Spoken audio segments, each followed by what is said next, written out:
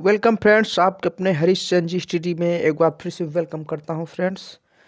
So friends, जो है rules चल रहे थे, रूल्स हमारे कंप्लीट हो चुके थे। रूल नंबर हमारा जो है 80 से स्टार्ट होना है।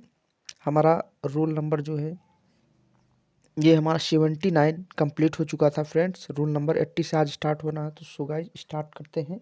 उससे पहले जो लोग प्लीज़ चैनल को सब्सक्राइब नहीं किए, लाइक शेयर कमेंट करें ज़्यादा से ज़्यादा।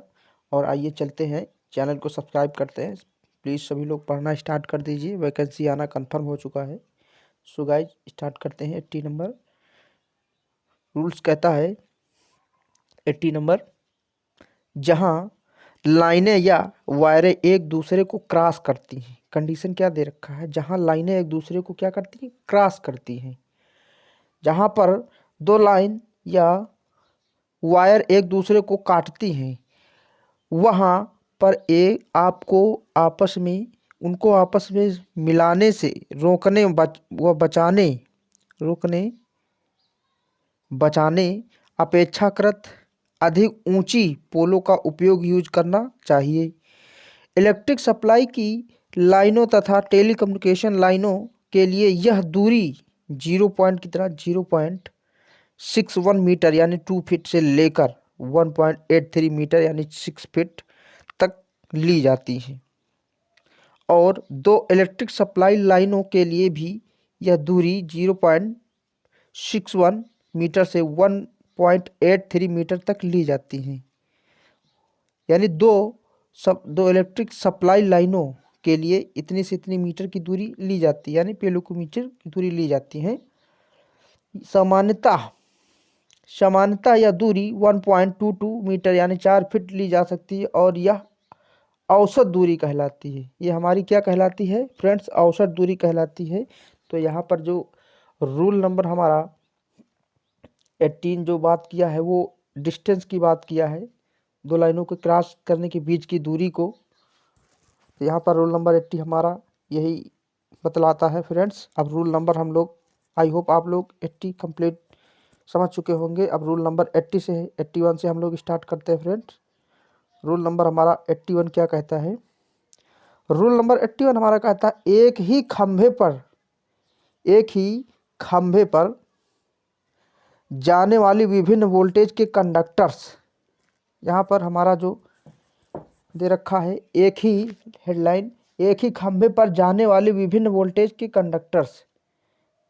क्या कहता है कंडक्टर्स? जहां किसी सिस्टम के विभिन्न वोल्टेज के कंडक्टरों को एक लंबे पोल पर लगाना हो या लगे हों तथा तब उनका स्वामी इसका उचित प्रबंध करेगा। स्वामी यहाँ पर जो दे रखा फ्रेंड, स्वामी मीन्स कस्टमर की बात कर रहा है, और स्वामी और कुछ मत समझ लेना। प्रबंध करेगा यदि करंट लीकेज हो जाने या स्पर्श हो जाने पर यदि किसी समय कम वोल्टेज वाली लाइन से ज़्यादा मात्रा में करंट आ जाए तो लाइन मैनों या अन्य व्यक्तियों को कोई खतरा होने का आदेश नहीं रहेगा। और लाइन बनाने की विधि तथा कंडक्टर के बीच की दूरी यानी गैप संबंधित स्वीकृत निरीक्षण यानी इंस्पेक्टर से पहले ही लेनी होगी। यानी रूल नंबर 81 हमारा यही बात करता है गैप के बारे में, वोल्टेज एक दूसरे के बीच, खंभे के बीच की दूरी और वोल्टेज के बारे में। तो रूल नंबर अब हमारा 81 फ्रेंड्स क्या कहता है? थोड़ा सा बड़ा है लेकिन बहुत ही अच्छा है, इम्पॉर्टेंट भी है। रूल नंबर 82 कहता है हमारा, इमारत को बनाने अथवा उसमें इरेक्शन करना। तो फ्रेंड क्या कहता है? ए पॉइंट क्या कह रहा है, आइए जानते हैं। यदि कोई व्यक्ति ओवरहेड लाइन लगाने के बाद किसी भी समय कोई इमारत या ढांचा स्थायी परमानेंट या नॉन परमानेंट रूप से बनवाना चाहता है तो कोई किसी भी प्रकार का इरेक्शन या बढ़ोतरी अस्थाई में करना चाहता है, यदि ऐसा करने से रूल 79 एंड 80 की शर्तों का उल्लंघन होता है तो वह व्यक्ति या वह ठेकेदार यह निर्माण, इरेक्शन या बढ़ोतरी का कार्य किया गया है अपने इरादे की सूचना सप्लायर या इंस्पेक्टर को देगा तथा उसके साथ उस स्थान का नक्शा यानी मैप या ड्राइंग बनाकर भी भेजेगा, जिसमें प्रस्तावित इमारत, उसका ढांचा, इरेक्शन या बढ़ोतरी तथा निर्माण कार्य के दिनों में बनाए जाने वाले पार्ट्स आदि को दिखाया जाएगा। अब हमारा पॉइंट बी क्या कहता है फ्रेंड्स? पॉइंट बी कहता है प्रस्तुत नोटिस के प्राप्त होने पर सप्लायर बिना आवश्यक देरी किए ओवरहेड लाइन को इस तरह बदल देगा कि निर्माण के दिनों में भी rule number 78 and rule number 80, 79 and 80 की शर्तों का उल्लंघन ना हो। यदि दोनों दलों यानी पार्टीज में कोई ऐसा निर्णय ना हुआ हो तो सप्लायर को अधिकार हो कि उस व्यक्ति से जिसे नोटिस अथवा जिसे नोटिस देना चाहिए था लाइन बदलाने से में होने वाले व्यय, जिसमें निम्नलिखित मद भी होंगे, वसूल करे। अब यहाँ पर कुछ और पॉइंट दे रखे हैं बी में। क्या बदलाव होने चाहिए? बदलाव में होना चाहिए बदलने में लगने वाला अतिरिक्त सामान यानी एक्स्ट्रा जो मटेरियल होता है, और बदलने में श्रमिकों को दी जाने वाली मजदूरी यानी लेबर चार्ज हमारा। और तीसरा क्या कह रहा है, मद 2 के सिलसिले में, यानी ये जो हमारा दूसरा है ये, यानी इसके सिलसिले में क्या कह रहा है, किए गए व्यय पर 15% खर्च तक सुपरवाइजर चार्ज करेगा। यहाँ पर हमारा रूल नंबर 82 इतना बात करता है। अब फ्रेंड्स रूल नंबर अभी और भी है। यहाँ पर रूल नंबर क्या कहता है, ये अन्य व्यय जो सेक्शन 16 की शर्तों को अप्लाई करने के लिए इस इरेक्शन के संबंध में सप्लायर को करना पड़ेगा। इससे साथ शर्त यह भी है कि यदि सप्लायर चाहे तो ओवरहेड लाइंस में इरेक्शन करने से पहले नोटिस देने वाले व्यक्ति से इस इरेक्शन में होने वाले आगणित व्यय यानी एस्टिमेटेड एक्सपेंसेस को पहले ही जमा कर सकता है, और इस मूल राशि के संबंध में कोई झगड़ा फसाद हो तो उसका निर्णय इंस्पेक्टर करेगा। अब हमारा ये नेक्स्ट पॉइंट क्या कहता है, प्रस्तुत इमारत या ढांचे का रहो बदल या बढ़ोतरी का कार्य उस समय तक आराम नहीं किया जाएगा जब तक कि इंस्पेक्शन या सर्टिफिकेट न दे कि निर्माण कार्य के दिनों या इसके बाद रूल 79 एंड 80 शर्तों का उल्लंघन नहीं होगा। इसके शर्त यह भी है कि यदि इंस्पेक्टर को संतुष्टि हो जाती है और ओवरहेड लाइन को इस तरह सुरक्षित यानी गार्ड कर दिया जाता है जिससे व्यक्ति और संपत्ति को किसी प्रकार की हानि का खतरा ना पहुँचे, तो ओवरहेड लाइन को बदलने के लिए कार्य आरंभ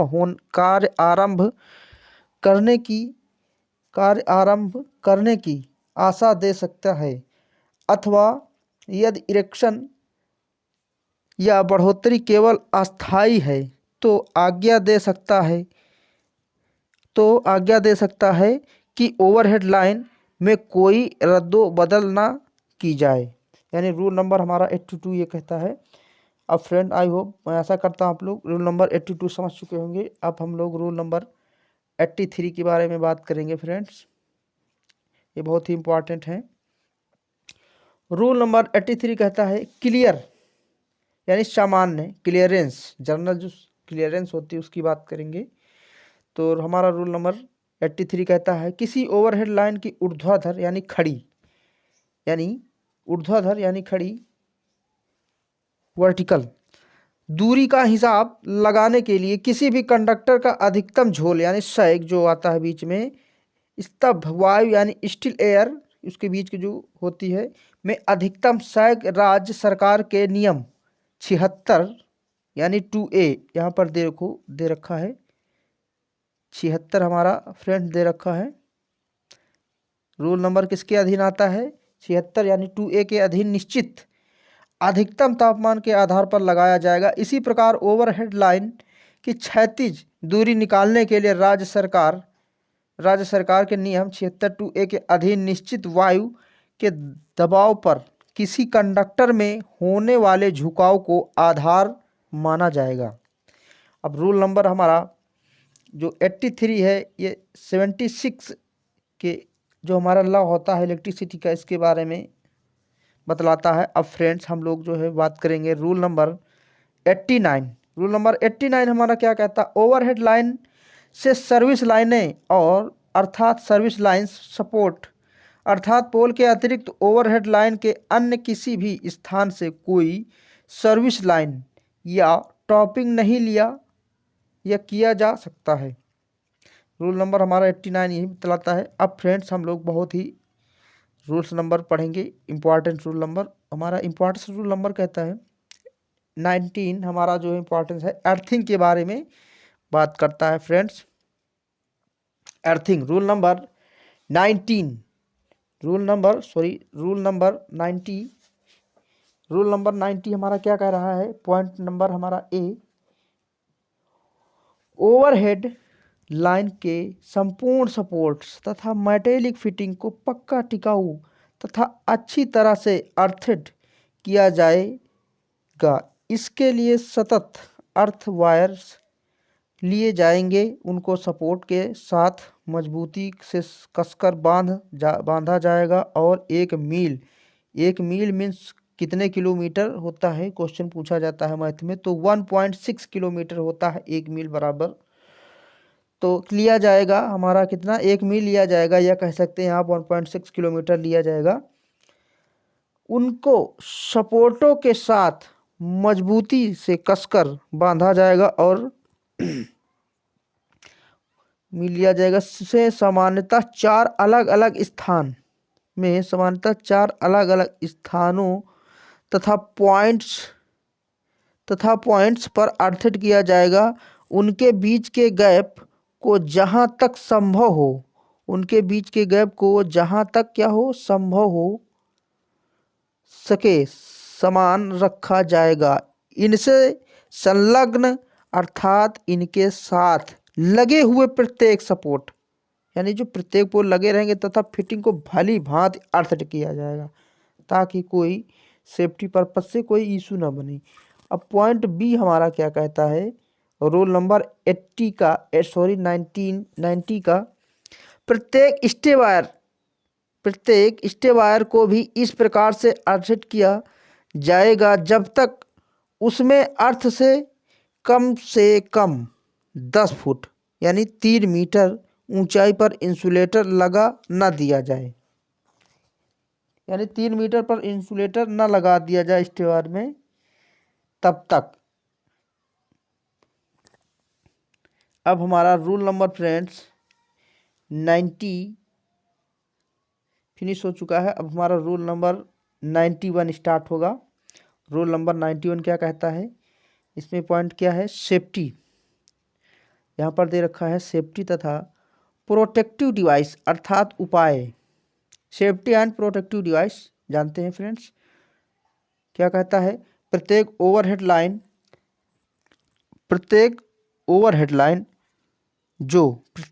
लाइन जो कि सड़क या सामान्य प्रयोग के स्थान या मिल, माइन, फैक्ट्रीज, वर्कशॉप अथवा उपभोक्ता के भवन में लगाई जा रही हो, तो उसे कोई मशीन या अनुप्रयुक्त जो इंस्ट्रक्टर से स्वीकृत हो लगाकर इस तरह सुरक्षित करना होगा कि उसके टूटकर गिरने से पावर को किसी प्रकार की डैमेज, हानि यानी न पहुंचे।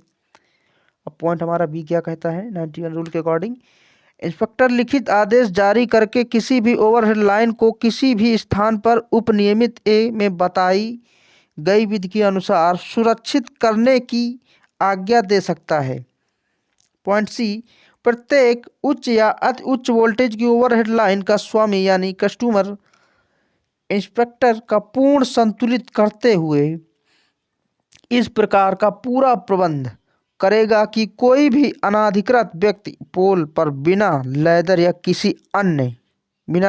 किसी अन्य साधन की सहायता से ना पहुंच सके। लैदर मतलब इसलिए सेफ्टी पर्पस बताया गया है ताकि उसको हानि ना हो, यानी शॉक ना लगे। Friends 91 rule number. अब हमारा 92 रूल नंबर हम लोग जानते हैं। 92 रूल नंबर हमारा कहता है, इसके बारे में है। 92 रूल नंबर हमारा कहता है लाइटिंग स्ट्रोक अर्थात आसमानी विद्युत के विरुद्ध सुरक्षा। जो हमारा लाइटिंग स्ट्रोक आता है यानी LA, इसको हम शॉर्ट फॉर्म में क्या कहते हैं फ्रेंड्स? लाइटिंग स्ट्रोक को हम लोग शॉर्ट फॉर्म में क्या कहते हैं? LA यानी लाइटनिंग स्ट्रोक। फ्रेंड्स आइए जानते हैं हमारा लाइटनिंग स्ट्रोक कहता है पॉइंट ए, हर एक AC ओवरहेड लाइन जो इस प्रकार खुली हुई हो कि उसमें आसमानी बिजली गिर पड़ने का खतरा उत्पन्न होने का अंदेशा हो, उसका स्वामी ऐसा व्यवस्था करेगा कि आसमानी बिजली गिरने पर वह तत्पर अर्थ के अंदर चली जाए। नंबर 2, पॉइंट नंबर B 92 का, लाइटनिंग अरेस्टर के लिए अर्थिंग वायर्स को किसी आयरन या स्टील का कंडक्ट से गुजारा जाएगा और जहां तक संभव हो वहां तक बिना मोड़ दिए हुए लाइटनिंग अरेस्टर में से सीधा एक अलग अर्थ तक ले जाया जाएगा। यानी हमारा जो 92 रूल नंबर है फ्रेंड्स, ये हमें लाइटनिंग अरेस्टर के बारे में बतलाता है। लाइटनिंग अरेस्टर के बारे में फ्रेंड्स बतलाता है, जो कि आसमानी बिजली गिरती है, जो प्योर क्या होती है, हमारी प्योर DC होती है, डायरेक्ट गिरती है। तो इसमें जो हम लोग लाइटनिंग अरेस्टर लगाते हैं सेफ्टी के लिए, उसका जो हमारा रेजिस्टेंस होता है बहुत मिनिमम रखा जाता है, कम से कम। ऐसा नहीं कि नहीं होगा, नगण्य होगा कम से कम होगा, ताकि ज़्यादा से ज़्यादा करंट को ऑब्जर्व करके वो अर्थ पे दे सके, यानी न्यूट्रलाइज कर सके। रूल नंबर हमारा 92 LA के बारे में बात करता है। LA means lightning arrester. अब फ्रेंड्स बात करते हैं रूल नंबर 93। रूल नंबर हमारा 93 क्या कहता है? रूल नंबर हमारा 93 कहता है अप्रयुक्त अर्थात प्रयोग में न होने वाली ओवरहेड लाइन, अर्थात प्रयोग में न होने वाली लाइन। पॉइंट ए, जब किसी ओवरहेड लाइन से इलेक्ट्रिक सप्लाई का कार्य लेना बंद कर दिया गया हो तो उसका स्वामी यानी कस्टमर उस लाइन को नियमानुसार अच्छी व सुरक्षित स्थिति में रखेगा, अन्यथा क्या करेगा? उखाड़ देगा। जब उसका कोई काम ही नहीं तो उखाड़ देगा और बेच लेगा, कुछ कास्ट ही उसको मिल जाएगा, इसलिए। और नंबर 2 यानी B हमारा क्या कहता है, जब किसी ओवरहेड लाइन से इलेक्ट्रिक सप्लाई का कार्य लेना बंद कर दिया गया हो तो इंस्पेक्टर उसके स्वामी को लिखित नोटिस द्वारा या तो लाइन को सुरक्षित स्थिति में रखने की आज्ञा दे सकता है, या फिर यह आज्ञा दे सकता है कि नोटिस प्राप्त के 15 दिन यानी 15 डेज के अंदर लाइन क्या करे? उखाड़ ही ली जाए। ये सारे रूल्स यहाँ पर फ्रेंड्स हैं जो आप लोगों को हमने अवगत कराया बहुत ही अच्छे से। आशा करता हूँ कि आप लोग काफ़ी अच्छे से स्टडी किए होंगे और समझे होंगे। हमारा ये रूल नंबर 93 था फ्रेंड्स। सो फ्रेंड्स जो रूल्स स्टार्ट किए थे वो आज हमारे डिक्टो वाले इम्पॉर्टेंट, वो हमारे आज कंप्लीट हो गए। रूल्स का सिलसिला यहीं पे समाप्त होता है फ्रेंड्स। तो इसकी जो PDF है इसका लिंक डिस्क्रिप्शन के नीचे मिल जाएगा फ्रेंड्स, और जो हमारे कुछ व्हाट्सअप ग्रुप्स हैं उनमें भी मैं डाल दूंगा फ्रेंड्स। तो आप लोग उसको डाउनलोड करके अच्छे से आप लोग ज्ञान ले सकते हैं, नॉलेज ले सकते हैं, बहुत ही अच्छा है। इसमें हर एक एग्ज़ाम में, जो हमारे टेक्निकल एग्ज़ाम है उसमें हर एक में 1 से 2 क्वेश्चन, एक तो कंप्लीट ही पूछा जाता है, 2 क्वेश्चन आराम से, मैक्सिमम 2 क्वेश्चन आराम से पूछे जाते हैं। तो बहुत ही इम्पोर्टेंट, क्योंकि एग्ज़ाम में एक नंबर, हाफ नंबर बहुत ही इम्पोर्टेंट होगा, पॉइंटों में लोग छँटते हैं। फ्रेंड हल्के में मत लीजिएगा, तो आराम से पढ़िए फ्रेंड्स, और चैनल को सब्सक्राइब कीजिए, शेयर कीजिए ज़्यादा से ज़्यादा। और thanks for watching this video friend. जय हिंद, जय भारत।